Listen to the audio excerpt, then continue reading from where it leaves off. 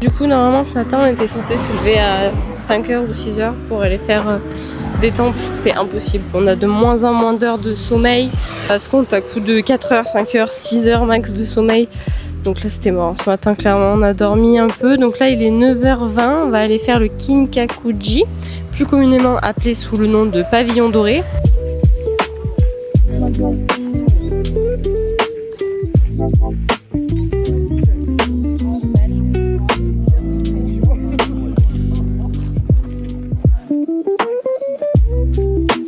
Donc comme vous avez vu, j'ai essayé de vous filmer un peu. Alors le pavillon, franchement, rien à dire, il est magnifique. Enfin, franchement, vous avez vu. Et l'oiseau qu'on voit tout en haut du pavillon, c'est un phénix. C'est le seul problème qu'on a. Et c'est depuis qu'on est arrivé à Kyoto. Et moi, pour le moment, je kiffe pas trop la ville.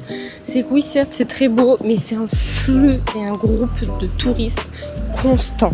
Mais constant et partout. Et en fait, t'as l'impression que toutes les activités et les choses qu'il y a à voir est organisées autour du tourisme pour te faire consommer. Et là, c'était magnifique et tout, mais en fait, c'est un peu organisé comme un espèce de jardin zen et un circuit. Mais en fait, ça perd genre vraiment 90% de son charme parce que avec le tourisme, on n'entend pas les bruits de la nature, c'est petit, donc du coup, t'es un peu tassé et tout. Et il y a beaucoup de choses qui sont fermées au public pour éviter les dégradations, ce que je comprends totalement, hein, c'est tout à fait logique. Mais du coup, tu fais vite le tour et tu vois pas ce que t'aimerais voir, en fait, tout simplement. Il faut savoir qu'on a fait un des trucs les plus touristiques du Japon. On se dirige vers un autre temple dont j'ai mangé le nom parce qu'il est absolument imprononçable.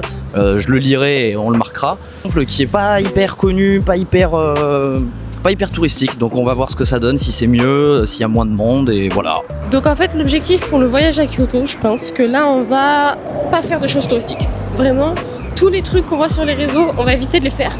Et je vais me fier au guide Michelin que j'ai pris avant de partir, le guide vert.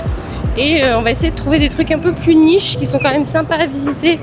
Mais faut que je cours pour le bus. Oui, donc voilà, je disais l'objectif c'est de faire des trucs un peu plus niches et avec une bonne culture, une bonne histoire aussi. On allait boire un petit café. Je vous mets l'adresse si jamais vous allez au temple. C'est très bon.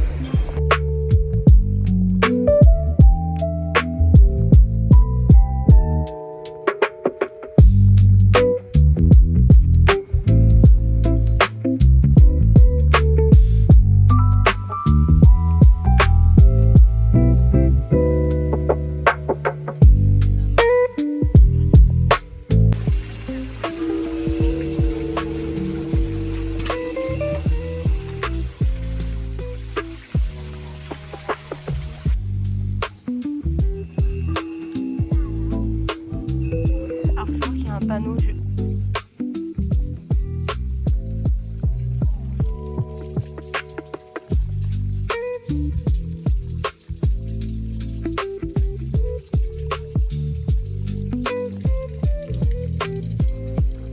De visiter un magasin en fait de kimono qui s'appelle Mimuro. C'est un magasin qui était recommandé dans le guide Michelin là, justement que j'avais acheté. Et franchement, je vous conseille vraiment de y aller si vous êtes à Kyoto parce qu'on vit vraiment une expérience incroyable. Nous, on cherchait des samue, je le prononce super mal, mais en gros, c'est un vêtement de travail ou alors quelque chose qui est considéré un peu comme un pyjama aujourd'hui parce que je veux pouvoir le reporter en France et donc du coup, je veux que ça reste quand même assez simple. Mais sinon, elle avait énormément de kimonos et de modèles disponibles pour vraiment regarder la qualité des tissus. Enfin, de manière, je vous ai filmé et on vit vraiment une expérience incroyable. Et la jeune fille donc du coup qui était dans le magasin parlait très bien anglais, donc du coup elle nous a montré plein de kimonos différents et expliqué plein de choses et franchement on a passé une super expérience. Donc, je vous recommande vraiment cet endroit.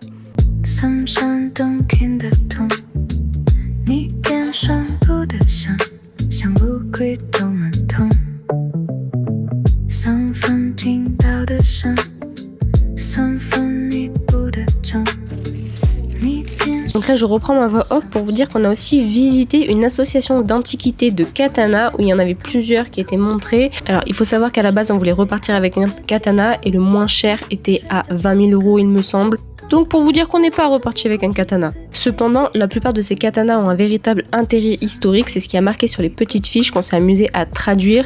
Et il nous expliquait en gros que chaque katana était forgé par une famille très connue au Japon, ce qui en faisait de véritables objets de prestige et historiques. En tout cas, je peux vous dire que je suis dégoûtée de ne pas être repartie avec un de ces catalogues car ça aurait complété ma collection d'objets extrêmement niche sur le Japon.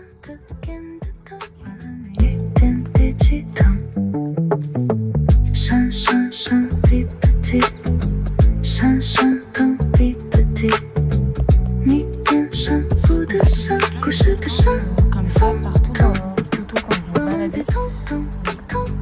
En fait, on est en stade de fatigue avec Baptiste que maintenant on se casse mutuellement.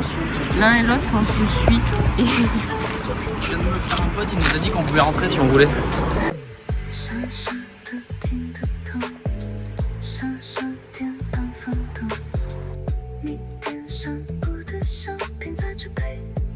Donc après ça, on a continué à se balader dans le centre de Kyoto et on est allé vers le quartier de Gion. Donc c'est l'un des plus anciens quartiers de Kyoto où initialement on peut voir les geishas à partir d'une certaine heure, mais nous on n'était pas renseignés donc on les a pas forcément vus. Donc là, comme vous pouvez le voir, il y a énormément de monde dans le quartier. Même pour monter jusqu'en haut des monuments, c'est rempli de touristes. Et en plus, dites-vous que Baptiste n'a même pas vu la plupart des monuments que j'ai vus arriver en haut parce qu'à cette époque-là, il cherchait un coin fumeur. Et trouver un coin fumeur dans Kyoto, c'est presque impossible. Donc tout ce que vous voyez là, c'est uniquement moi qui ai filmé et qui l'ai vu parce que lui était en train de se balader dans tout Kyoto.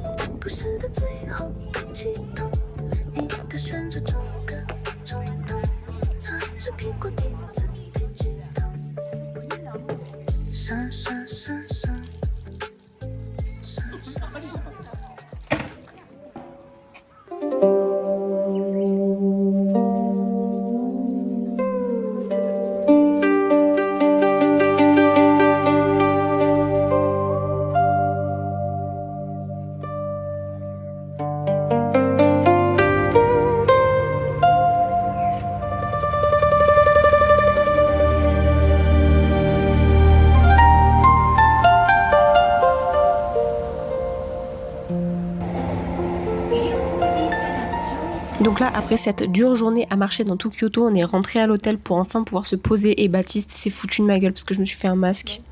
Voilà. Donc hier, on était un peu crevés, c'est pour ça que je vous ai pas filmé la fin de la journée. On a marché toute la journée à Kyoto. Faut savoir que Kyoto, pour le moment, c'est la ville où on a le plus marché. Hein. C'est pas une blague, prendre des chaussures de randonnée. On vous fera un retour de toute manière un peu plus tard. Là, aujourd'hui, on a décidé de passer toute la journée à Nara, qui est à 40 minutes à peu près de Tokyo, qui est assez réputé pour ses daims, qui se baladent un peu partout dans le parc. Donc on va faire la partie du parc, on va faire aussi un autre monument. Je disais, et ensuite on va se balader un peu dans le parc, on va faire aussi une rue marchande.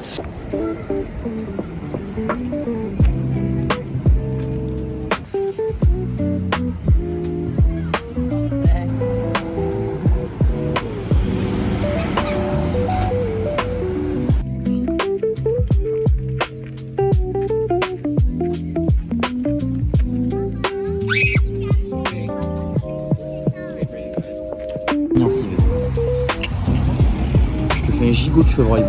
Rien à branler. Ils se font des bisous. Pousse-toi.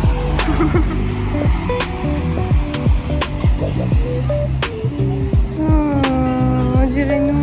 Ah.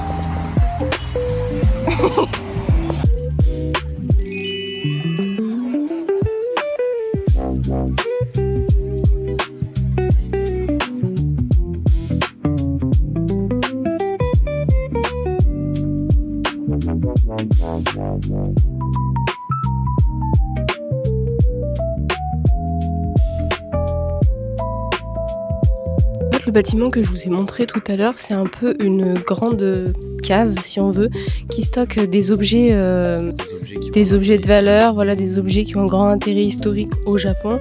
Donc c'est un bâtiment vraiment très très respecté. Et on a eu la chance de tomber sur un japonais qui parlait très très bien français. Ah ouais, mais vraiment, on était deux touristes comme ça de toute manière. Et donc du coup, il nous a expliqué un peu le bâtiment, comment, les façades, qu'elles étaient un peu, comment dire, putain, je me buguais. En gros, il expliquait que à l'époque, ils avaient construit ça de manière à ce que quand ce soit très humide, ça puisse être complètement hermétique, et quand il faisait plutôt sec, il y ait des aérations de possibles en fait. Et tout ça à l'époque il y a longtemps. Les façades sont un peu en pic comme ça, et donc du coup de manière à ce qu'ils puissent ouvrir pour que l'air circule. Et en gros, nous on pensait qu'on pouvait visiter un peu les trésors qu'il y a dedans, et il nous a dit que non, c'était fermé, mais qu'une fois par an, ils sortaient un objet de la cave justement pour pouvoir exposer dans le musée national de Nara, pour pouvoir montrer l'objet. Donc là je pense qu'on va peut-être faire le musée s'il n'y a pas trop de monde et on va continuer de se balader, mais c'était vraiment fou et super beau. En fait, Nara, c'est grave beau, mais ça me fait trop rire parce qu'il y a un gros monument. Et c'est là où tous les touristes, là, et le parc, là, et l'entrée du parc, c'est là où tous les touristes s'amassent. Par contre, dès que tu sors un tout petit peu autour, là, il y a plein d'autres petits temples un petit peu partout. Il y a personne. Tous les touristes sont au même endroit, ça me fait trop rire. Bref, on a continué de se balader un peu dans les alentours pour regarder des petits temples. Et là, regardez, on a vu une maman avec son bébé, ils sont trop mignons! Dans tous les cas, je ne peux que vous recommander Nara.